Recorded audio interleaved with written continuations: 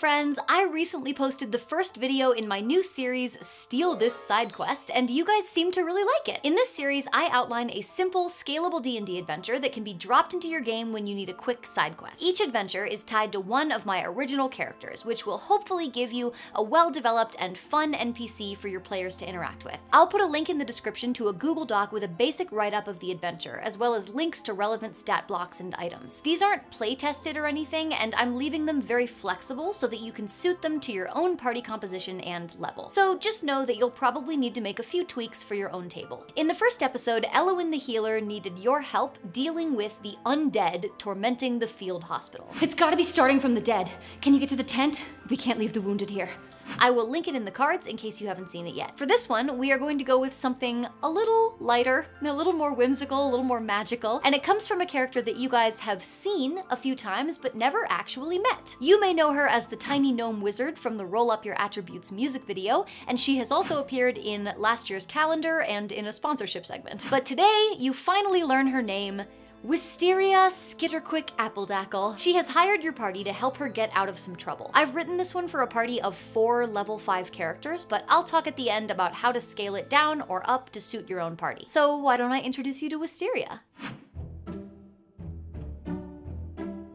The party is answering a peculiar urgent want ad when they first meet Wisteria Appledackle, although they don't know that's who they'll be meeting. The writer of the ad was extremely secretive, like she was afraid that someone would identify her from it. All the adventurers know is that she will meet them in the back corner of the local apothecary, the Crafty Vial, by the herbal potion making stock. Oh, you came! Thank goodness. I need help, and it has to be subtle. You're from out of town, right? I really emphasized that in the ad. She has promised 500 gold pieces up front and another 500 once you have completed her task. Plus, she claims to have a magic item that she will include with the second payment, although she was vague in the ad. If you ask her now, she will be slightly less vague. It's really good, and it's one of a kind. I made it myself, actually. I'm getting pretty good at enchantment. Last week, Professor Lorimer said I'm at the top of the class. Well, he said I'm in the top 10. For quiz scores that week. But it's a powerful item. You'll love it. Here you go. Here's the first part of your reward. I need you to go to Crumbridge Academy, the wizard school. I'm a student there. I was doing a little extracurricular research, and I may have accidentally released a devil into the halls of the school. But it's fine. I haven't heard about any deaths or maulings yet, so I think there's still time to catch it before anybody notices. And then I won't get kicked out of school. Wisteria isn't quite sure what kind of devil she summoned. She was attempting to cast Conjure Minor Elementals, but things went sideways. She gives you the key to her dorm room, number 14, and says that you will find the remains of the summoning ritual there. Okay, no time to waste. You should go. Now. I'll meet you in the library if you have any questions once you're there, but we really shouldn't be seen together. It is very easy to find Crumbridge Academy. It is a proud building of rich red stone that towers over the western side of the city. Seeing it, it is obvious why Wisteria had so much pocket change to spend on getting herself out of trouble. This is an expensive school. The party can get creative about how to make their way into the halls of the academy. Visitors, so long as they look appropriate for the context, are welcome in the public areas. Teachers, staff, and students are often in the halls, mostly in between classes, and may be curious depending on what they see, although they're unlikely to be suspicious unless given a reason to be. The academy is massive. There are 2 buildings, both imposing, joined by a covered walkway where students often sit on the benches reading or waiting to meet their friends. In the main building are classrooms, a student cafeteria, and the offices of the instructors, including that of the headmistress. The second building features a huge library on the bottom floor, while the second and third floors house student dormitories and a lavish common area. In Wisteria's dorm room, players will indeed find a summoning circle. An Arcana check of 11 will show that there are a few mistakes in the runes and the lines.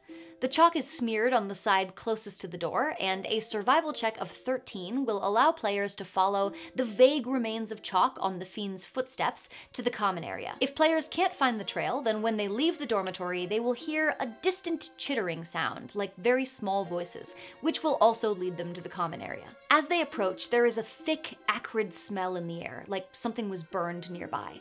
Inside are 5 pixies, but it is immediately clear that something is off about them. Their eyes are black pits, and their fingers are blackened, 2 long claws. They're cackling madly as they tear around the room, wreaking havoc. There's an elegant birdcage in the corner, but the bars have been twisted apart. This must be where the pixies are usually kept, as pets or maybe objects of study. An Arcana check, or maybe Nature, DC 12, will remind your players that pixies are usually pretty friendly. These pixies have been tainted by the presence of this devil. Instead of using the stats of a pixie, you can use the stats of a cackler from the Guildmaster's Guide to Ravnica, minus the spiked chain. Or, if you have Kobold Press's Tome of Beasts 2, you could use the Corrupted Pixie, one of my favorite monsters from that book. If your players can come up with a creative way to try and restore the pixies to their natural state, then great. If calmed, the pixies will become friendly, and they can show your party where the Fiend went, although they're too frightened to do much else. Otherwise, once things have settled down, your players will find a 5-foot wide, slightly smoking hole behind a couch, half hidden under some extravagant drapes. The hole is blackened around the edges and appears to lead directly through the floor and into the library on the floor below. It's a 15-foot drop. Once in the library, the players run into Wisteria. Oh, thank goodness you're here! It's in the library. I caught sight of it at the end of an aisle. I hid for what felt like forever before it went away. Thankfully, it's a big library and pretty empty this time of day. But it gets worse. She holds up a dense arcane text and flips to a marked page to read aloud. Identifiable by its sharp spines, the barbed devil is not only extremely dangerous in hand-to-hand combat, but also has innate spellcasting abilities that allow it to hurl flame at its opponents. However, this is not what makes this fiend so uniquely deadly. As a summoner, the barbed devil can call other fiendish allies to its aid. Based on where I saw it, I think it's deep in the records section. Thankfully, not very many people go there, but I'm worried that it's looking for a good place to summon more devils. Oh god, I'm gonna get expelled. Wisteria will accompany the party while they follow the devil through the library in a skill challenge. If you are new to skill challenges, I will link to Matt Colville's video about them in the description. To win the challenge, players must have 3 successes. For each failure, the barbed devil will have summoned 1 ally when they reach the final encounter, with a maximum of 3. There are 5 challenges in no particular order, but once your players have won 3 or lost 3, skip the rest and take them right to the final encounter. Tracking the devil. Survival or investigation would be a great way to find the devil's trail. Stifling a book fire. Players turn a corner to find a shelf partially engulfed in flames. They must put out the fire without attracting notice. Diverting a librarian. Players run into an oblivious librarian, say that 10 times fast, an oblivious librarian in the records section. Persuasion or deception could help get this person out of harm's way without Wisteria getting in trouble. Fallen shelf. The devil has knocked over a bookshelf, which now blocks the path. Intelligence could help players find a way around, or athletics could right the shelf, among other options. Bottleneck. Wisteria stops you when you reach a doorway. Ooh, this is the only doorway into this section. That means this would be a great place to stop students or teachers from following us and putting themselves in danger. But how can we keep them out without raising suspicion? Let players get creative in how to turn innocents away from this doorway. There it is. Can you get rid of it?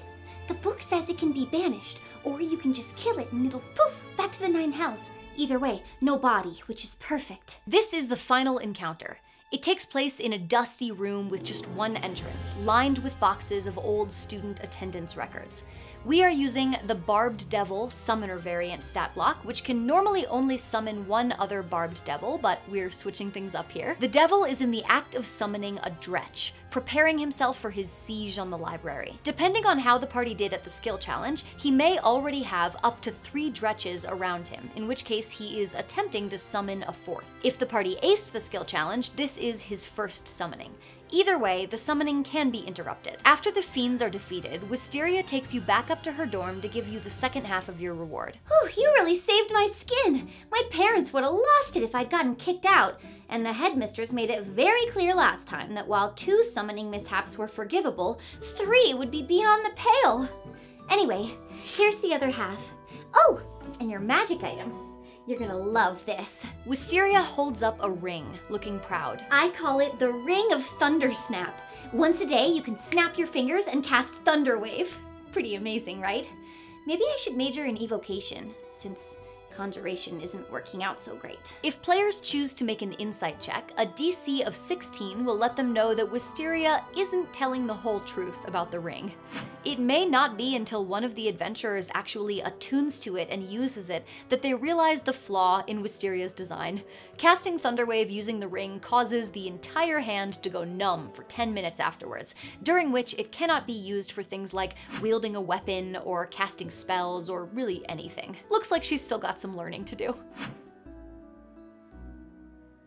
Let's talk scaling. This adventure is loosely targeted at a party of level 5 characters, so if you want to lower the difficulty, you have a few options. You could reduce the number of pixies in the common area. You could replace the barbed devil with something of a lower challenge rating, such as an imp. Or you could eliminate the summoning mechanic entirely and just introduce some other consequence for failing the skill challenge. If you want to make this adventure harder, you can reskin imps or quasits for the pixies instead of cacklers, or pick a higher level fiend like the chain devil or the Hezro summoner variant. You can also have your devil summon higher level minions, such as imps or quasits, or even spined devils or hellhounds. This quest could be a great way to get your players in touch with an NPC that might lead to other quests or plot lines. For example, their trip to the school could connect them with a professor or another student relevant to your plot. Or maybe during their investigation, they get wind of some other mystery happening at the academy. Maybe they stumble across some dirt on the headmistress, or something going on behind closed doors. Or, of course, you can just keep it a side quest. Answer the ad, solve the problem, get paid. It is completely up to you. I hope you're enjoying this series. There will be more Steal This side quest to come, and don't forget, there is a link to a Google document in the description with all of this information written out. Let me know what kind of side quests you want to see, and if you run this one, I would love to hear how it goes. I will see you on Wednesday for another video.